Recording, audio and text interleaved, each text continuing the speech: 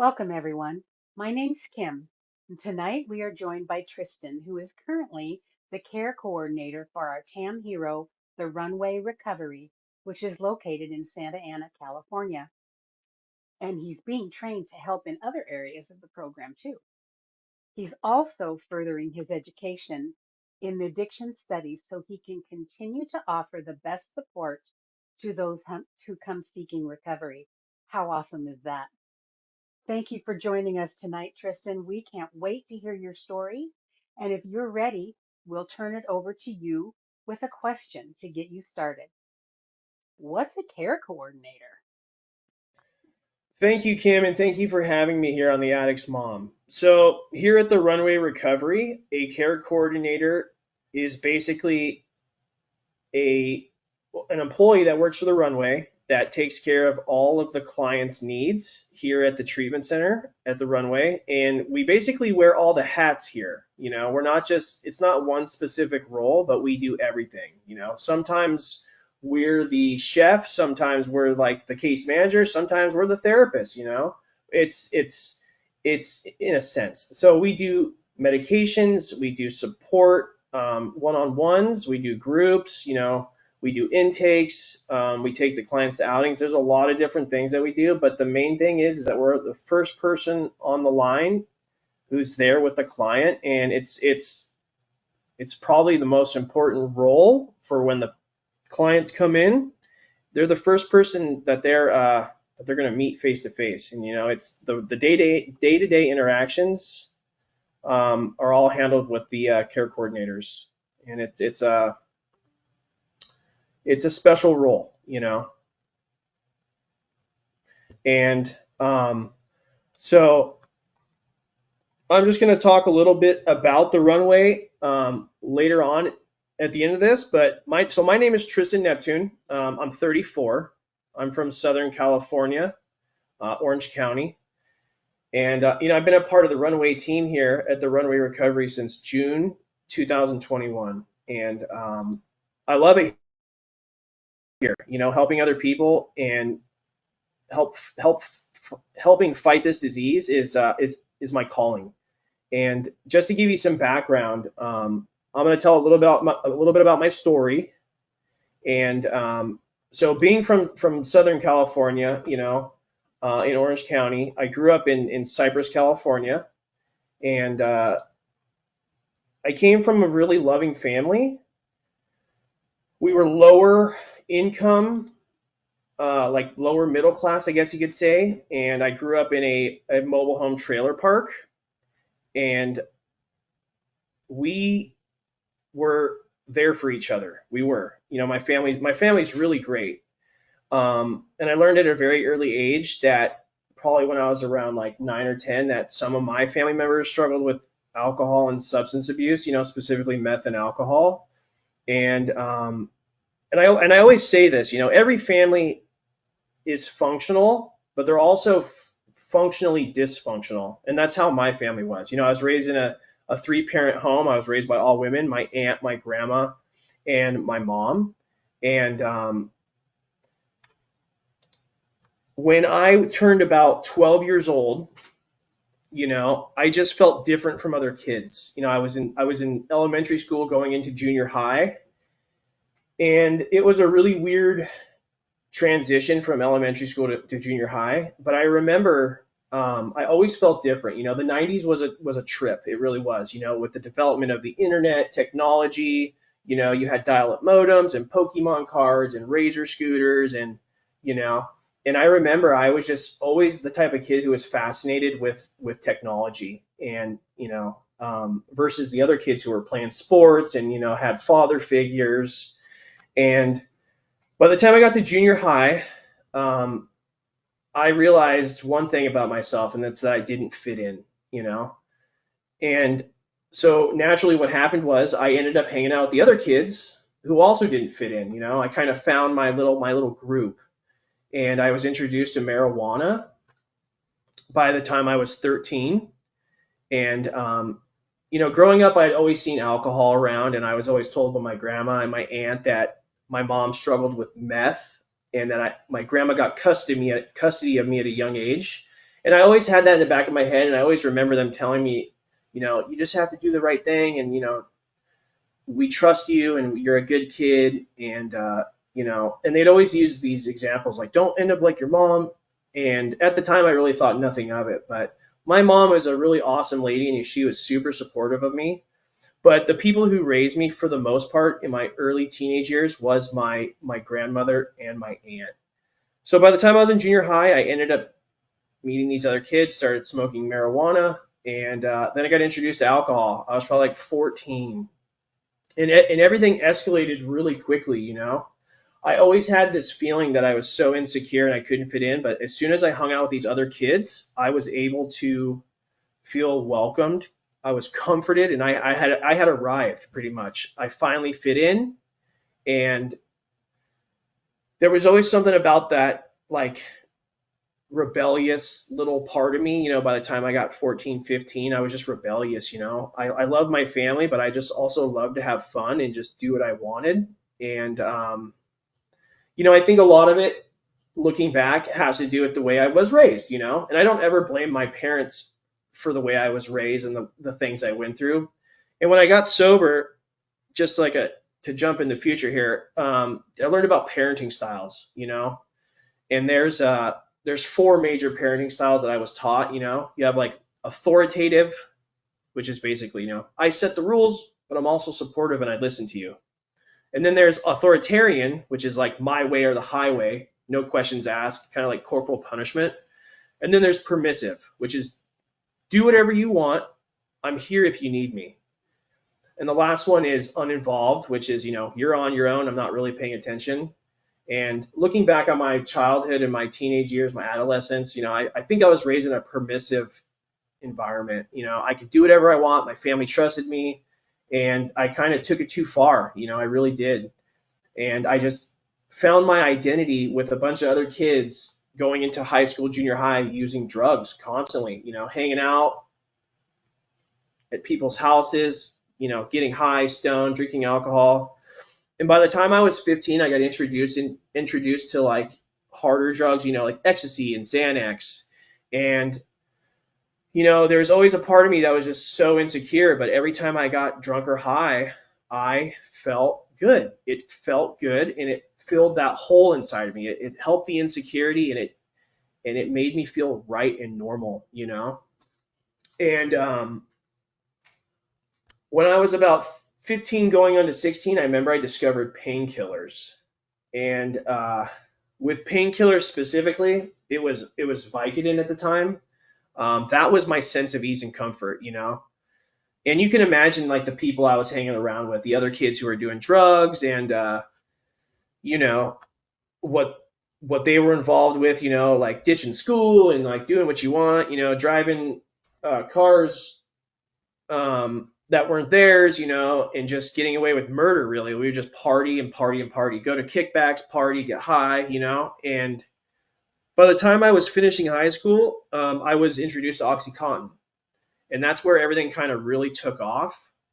And at this point, I had already basically failed high school. And I always say this, I never went to high school, but I went to school high.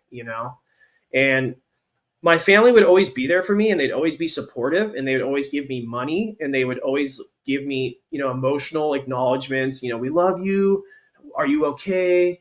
Um, you know, we just noticed that you're spending a lot of time at your friend's house, and we don't really see you. How is everything? Like, are you still going to that school? Because I basically got kicked out of high school and went to a continuation school, and I just neglected everything. And I remember dropping out of high school at 18. I ended up getting my GED, but by the time I was 17 and 18, I was full blown into um, OxyContin, and it consumed me. I mean, it was such a good drug. I remember telling myself, like, this is it. I'm going to do this drug the rest of my life. It feels good. I don't have to worry about anything. All the things that my family, I was basically embarrassed about my family too growing up. And that was one of the things I remember, getting high over, is because I didn't have to deal with the embarrassment I felt from my family, because they also struggled with drug and alcohol addiction. And being raised by three women, not having a father figure, it's just I always took things too far. And by the time I turned 18 and 19, I started to deal with some consequences. I did get my GED. I was able to get a job, but at the same time, I continuously asked my family for money. And my aunt specifically is the one who supported me the most when it came to financial support. She would just give me money and just tell me that she loved me. And I think that was her way of showing her love to me and supporting me, was just to help me financially. And I completely exploited that and I took advantage of it. I remember I got I got a DUI when I was 20 years old. And at this point, I had been introduced to heroin. And my circle of friends at the time, I did have a good circle of friends at the time who, they partied too, but they were the kind of kids that knew when to stop. And they would always tell me, like, you have a problem, like you need to chill out. And I would never listen. And I lost a lot of friends because of that. And in the circle of friends that I had, it was very obvious who was more serious about using drugs and alcohol, and that was me. I had started using heroin by the time I was 20, like I said, 19, 20. And so slowly but surely, I ended up losing those friends, and I gravitated towards the people who were also serious about using drugs. And the kind of people I was hanging out with at the time were like, they were into like home invasions and, fraud and selling drugs and, all sorts of other crimes, the way they can afford their habits. About By the time I was about 22, when it comes to my family, I had asked for so much money. I had lost my job where I was working, and I was just living at their house, and it was just a party pad. I would just go in there, get high, do whatever I wanted to do, you know. Um, and I remember my family sitting back, like basically just allowing this to happen. And they would still give me money here and there. And at this time, I was able to support my own habit by stealing. I learned about stealing from like stores, Walmart, and Home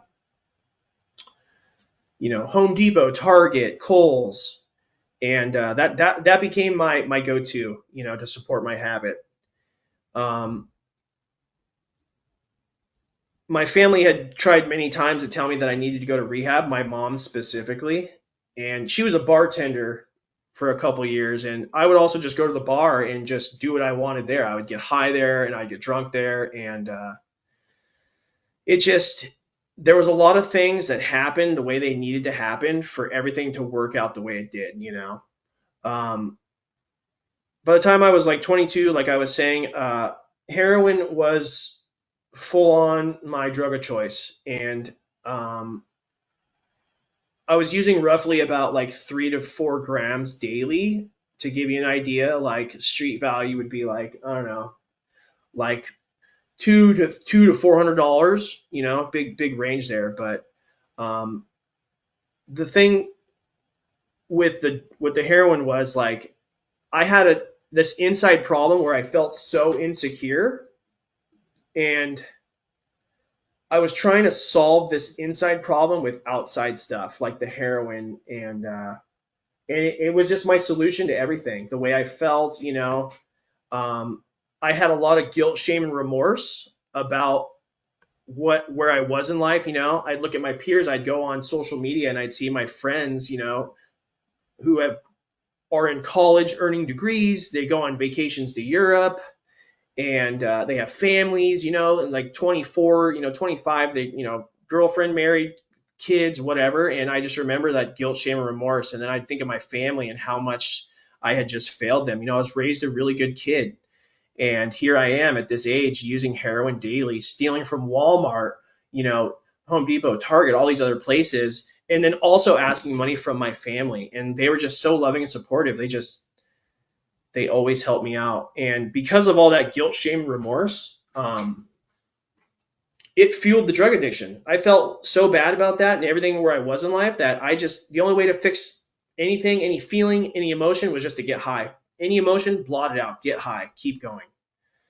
Um, I would spend, you know, lots of nights in motels and jumping around, and I had a girlfriend at the time, and it was uh, it was just the priority was just heroin, and eventually I got introduced to meth. I wouldn't really use meth too seriously, but I eventually did, and it was just heroin and meth, and I ended up getting fully kicked out from where I was staying. I was bouncing around couch surfing and living in motels, and at this point my family didn't give up on me. They would still support me emotionally and verbally. I'd talk to them on the phone like, oh, hey, how's it going? We love you, are you okay? And I remember there would be times where I'd talk to my family, and they basically told me like, you need to figure this out, we're not going to give you any more money. And uh and I remember just like I felt like they turned their backs on me, and I was in denial. I thought I could stop any time that I wanted to, and it was so past that point. It was like Groundhog Day, like a really bad Groundhog Day. Wake up, steal stuff from the store, return it, get money, get high. Ignore phone calls from family, or call them and ask for money. And I remember telling my family sorry so many times that it lost meaning. And I think as addicts, we use the word sorry more than any other type of person in this world. I just told them like, I'm sorry this is like this. I'm sorry. Like, can I have money? I'm sorry. And after a while, they were just over it. By the time I was 25 or so, I was homeless. There were some consequences I started facing. I got arrested multiple times for shoplifting, selling drugs. I had done fraud, because you can imagine the lifestyle that's surrounded with trying to feed a heroin habit. There's a lot of crime that's involved. They go hand in hand. You're not just addicted to the lifestyle, but you're also addicted. You're not just addicted to the drugs. You're also addicted to the lifestyle. And there was a time I spoke with my aunt, and she told me like, "Is this going to go on forever? Is it just better if you die?" um, you're always the main worry. And she'd always ask me, what's wrong with you? And I would just feel the guilt, shame, and remorse. And I would, of course, I got it under control. I'm fine. I'm with my girlfriend. Um, and I learned a lot from, getting sober later down the line. Like, all of this stuff was necessary. But by the time I was 28, this had gone on for 4 years. It was three years or so of homelessness. I got to the point where I was not welcome anywhere. My family didn't want anything to do with me, um, and I was just living on the streets. Using heroin and meth, living on the streets, not caring. I smelled horrible. I looked horrible. I was like a feral caveman. Literally to the point of homelessness. I just prioritized the heroin and meth. As long as I could get high, nothing mattered. Um, when I turned 28, um, let's see, it was November or October of 2018. I had what I described to be a spiritual experience. And I basically felt like killing myself. I was like, I can't live like this no more. I was walking down Long Beach Boulevard in Los Angeles County, and I was just thinking to myself, like, God help me. If there is a God, help me.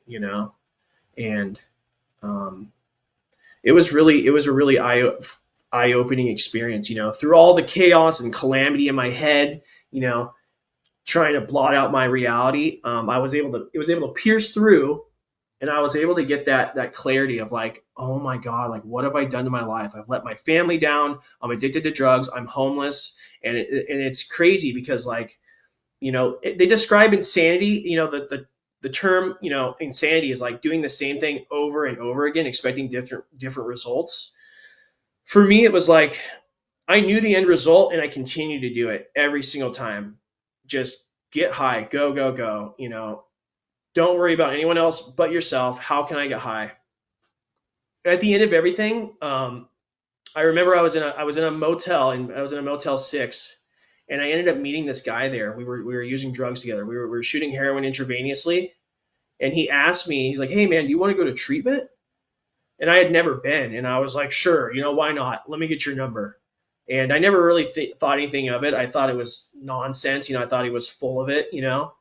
And a couple months went by, and I ended up, reaching out to him because I got to that point where I was just ready to get sober, and he ended up getting me into a treatment center. I got scholarshiped, and it was a life changing experience. I went to treatment, and I was able to do a medical detox. I was able to relearn who I was, all my life skills. I had to learn how to remake my bed, brush my teeth, cook an omelet, learn to trust people, learn how to do things differently. I had to learn how to ask for help, and it was so something I wasn't used to. Being homeless at that point in my life prior, I forgot how to be a human being. And all I remember when I was in treatment was that my family wanted me to be sober. And throughout the years, they had these high expectations of me, really at a really young age. Oh, he's going to be successful. He's going to be a firefighter. And then, or he wants to be a chef. That was like at a young age. And as I got older, it's like, well, you're going to go to college. What do you want to do? And when I went into my addiction, the fear that that I caused my family because of my use, those expectations lowered each and every like major event in my life, getting arrested and then, getting kicked out. And the expectation prior to me getting sober from my family was, we just want you to be alive. Like, we just want you to be alive. And I realized when I came to treatment how much this disease affects everyone around the individual who is addicted. It's not just the individual, but it's everyone that touches that individual. It affects everyone. With the support of treatment, I was able to be exposed to 12-step meetings, and I was able to get into AA. And because of all the support I got, I was taught how to live life. I was taught, how to talk to people, how to be around other people, and they helped me get, these people showed me how to live. I was able to get my driver's license back. I was able to go to court, fix my legal issues. I was able to learn these things. One of the hardest things for me was learning how to ask for help, and I had to have the humility and actually ask for help. I had to find my identity. The identity that I had built around drugs and alcohol was not who I actually am. And when I worked at 12 Steps, it changed my life. I was able to see things from a different perspective. I moved into a sober living, and I met a lady who introduced me to Lisa Ozendorf. I was going to meetings. I moved into a sober living. This was post treatment. And, I had an interview with Lisa, and I ended up working at a facility, and I learned it was a treatment center. And we ended up moving over to the runway um, in 2021. I got sober in 2018, so I have over 5 years sober, and I started working in treatment in 2019. Um, but when I came to the runway in 2021, I was just I had learned a lot from the previous facility, and I was able to bring it here to the runway, and it's been great this entire time here. We offer a lot of services here, a lot of different modalities. We have an amazing team. The whole approach here is it's client focused, it's client oriented. We teach people how to live life, how to cope with life without drugs or alcohol. And that's how I was taught when I went through treatment. And I remember getting in the treatment industry because it helped change my life so much that I felt like this was my calling. Everything that I went through, it serves a purpose now. It's to help the next person. You know, and with the runway, I don't know if many people don't know this, but we have a slogan here, and our slogan is land, recover, and take flight.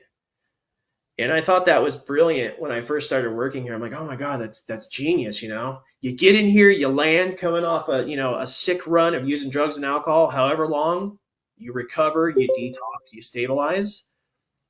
And by the time you're getting ready to go through the process of all that, you have a discharge plan, and you're on the right path. You learn about yourself, and you learn who you are, what your goals are, and you're able to have some coping skills, and you're ready to go. And you take flight, and you're on to the next phase of recovery. And there's a lot of different modalities we offer here. There's family therapy sessions. There's group sessions. We detox and stabilize. We do yoga and breath work and meditation. We have an emphasis on life skills, self-care, hygiene, cooking. We help people with their disability and medical appointments, mat services and 12-step involvement. And we also teach people how to love themselves and how to reconnect with their families.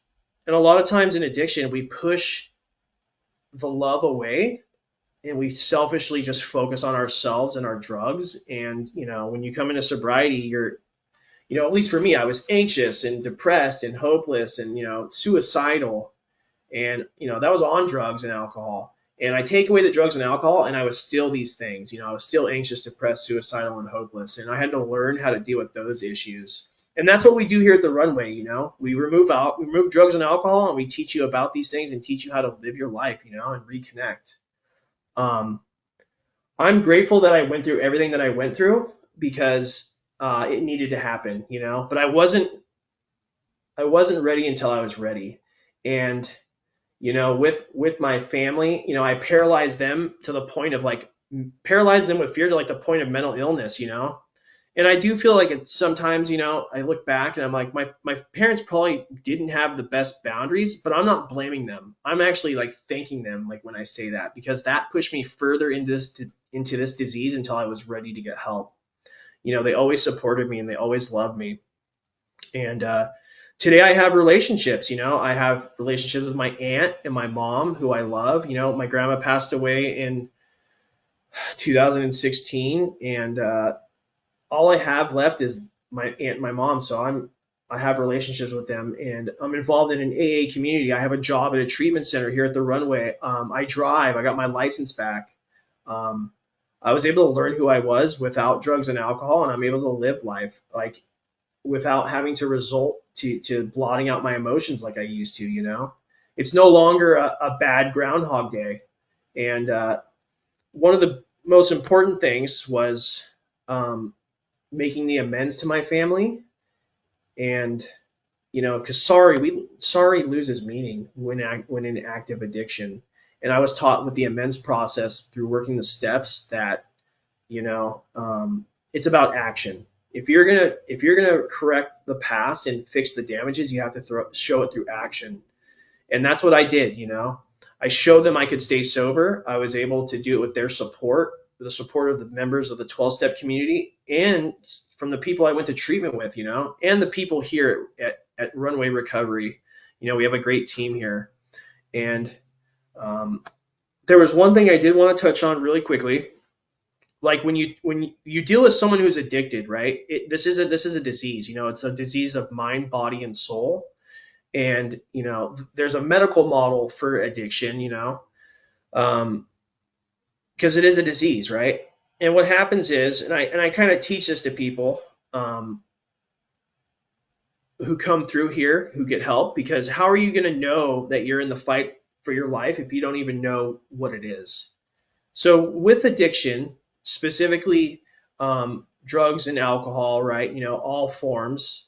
Um, how it works is, we have a reward system in our brain, in the midbrain, and this is the survival part of our brain, right? So, food, water, sex, fight or flight, like these are survival mechanisms. Human beings need this. This part of the brain is responsible for that, and we have a reward system for that, which is dopamine. So if I'm hungry, I seek out food. I eat the food, I get the dopamine, right? Survival, right? My brain remembers that. I'm hungry, I go and get food. It remembers the behavior. And I feel full, I get the dopamine. And what happens is with drugs and alcohol, repeated use, there's constant spikes of dopamine and in this part of the brain, the midbrain. So now after using drugs and alcohol for so long, you have, food, water, sex, and fight and flight. Well, your brain basically gets tricked, because the drugs and alcohol act on that same part of the brain. It refocuses and it hijacks and it rewires the brain to prioritize the drugs instead of food, water, sex, right?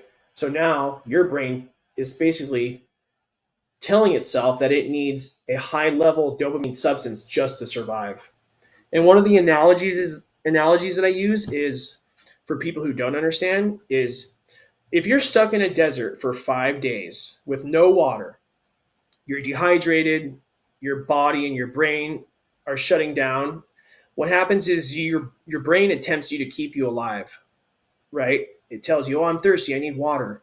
And if someone comes along and they offer you water, but told you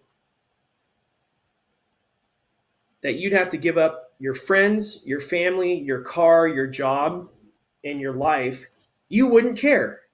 You would drink that water. Every human being would, because your brain's telling you that if you don't get it, you're going to die. And it's the same thing with drugs and alcohol. So a lot of the behaviors you see with drug addicts and alcoholics, it's not because, that they're bad people. It's not because they're doing it on purpose.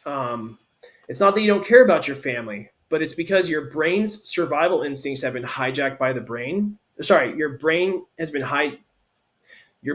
survival instincts have been hijacked by the drug, and your brain is telling you that you are literally dying, so you need to do whatever is possible to get that drug. Yeah, sorry about that. Yeah, so I had ended up writing a little closing statement that I wanted to read because when I speak, I have a hard time. Speaking in front of people is really difficult for me. So I ended up writing something down, and I just want to share this, and we'll wrap this up. Um, I wanted to, speaking directly to parents and families that are watching this. I know how deeply it hurts, to see your child or loved one struggle with addiction. Like the sleepless nights, the constant worry, the heartbreak of seeing them in pain. It's literally agonizing, and I can only begin to understand from like my own experiences, from the stuff that my family shared with me, you know. Um, but when it comes to love, like love is endless, and the love for your child is endless, and I know that like families want to do everything in their power to save them. We give them they give them chances, they offer support, they stand by them, hoping that each time that they're willing to get sober, that it'll be the turning point. And sometimes it's not, and it sucks, but and this might sound counterintuitive, and it might tear at your heart to hear this, but sometimes the most loving thing that you can do is also the hardest thing. And that's, stepping back and letting them face the consequences of their actions. You know, if there's one thing or any bit of advice I can give to mothers of addicts, it would be to take care of yourselves. This journey is, it's incredibly hard, and it's a disease, and you need to be educated about the disease. Educate yourself about addiction, learn how to navigate this challenging terrain. um, but what I wrote is, I please hold on to hope. Recovery is possible. I'm here before you today as living proof that change can happen. Your child can overcome their addiction and rebuild their life just as I have. It won't be easy, and there will be tough times ahead, but with the right support and determination, they can find their way back. And especially with help from, you know, the addict's mom and like the Runway Recovery. Um, Anyways, that's all I have. Thank you for letting me share my story. And Tristan, you did a great job, and we are so grateful that you were here, that you shared yeah, your time and your story with us. Simply amazing. I really liked what you said about that you can't solve an inside problem with outside stuff. And I think that that can be a helpful model for us as moms too. So I think if you're okay, we're going to stop recording, and moms will, if he's willing to stay, we'll get some questions once we cut the recording.